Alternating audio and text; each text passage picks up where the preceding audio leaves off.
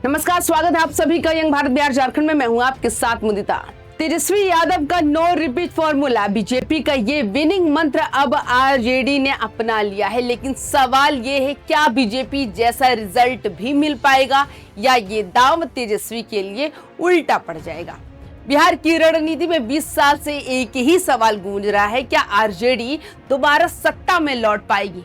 लालू यादव के दौर के बाद से सत्ता की कुर्सी जैसे दूर का सपना बन गई है। तेजस्वी ने दो बार नीतीश कुमार के सहारे सरकार बनाई, लेकिन ज्यादा दिन टिक नहीं पाए।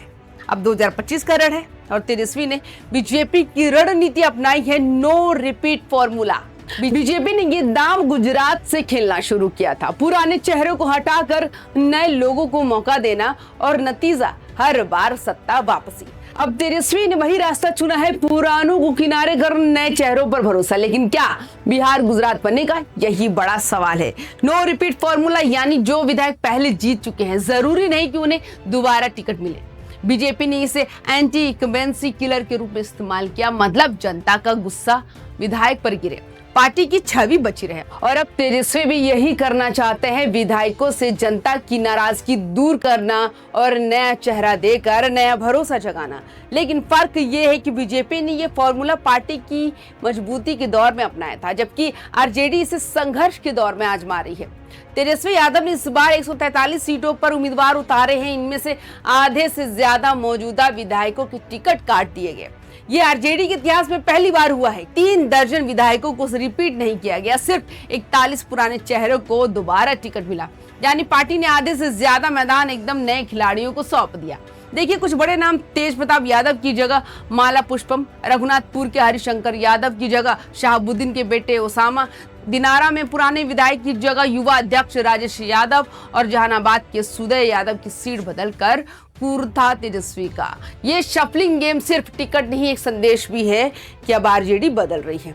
पर यह बदलाव आसान नहीं है। पार्टी के अंदर हलचल मच चुकी है, पुराने विधायकों में असंतोष है, कई टिकट कटने से बगावत की आहट भी है। लेकिन तेजस्वी का दांव क्लियर है, जो जनता के खिलाफ फीडबैक में फेल है वो मैदान से बाहर है। बीजेपी ने भी यही किया था कि पुराने चेहरों को हटाओ, नए भरोसे लाओ। तेजस्वी भी अब वही प्रयोग बिहार की धरती पर कर रहे हैं। लेकिन बिहार की सियासत गुजरात नहीं है, यहाँ जाति समीकरण, स्थानीय प्रभाव और पारिवारिक राजनीति बड़ा फैक्टर है। 2020 के बाद के उपचुनावों ने आरजेडी को झटका दिया। रामगढ़, बेलागंज, कुढ़नी, तीनों में हार। इन हारों ने संकेत दिया कि जनता आरजेडी के कुछ चेहरों से नाराज है। तेजस्वी ने वही पढ़ लिया और कहा, जब जनता चेहरे बदलना चाहती है तो हम खुद बदल देंगे। इसलिए ये दांव सिर्फ राजनीति नहीं, रणनीति है।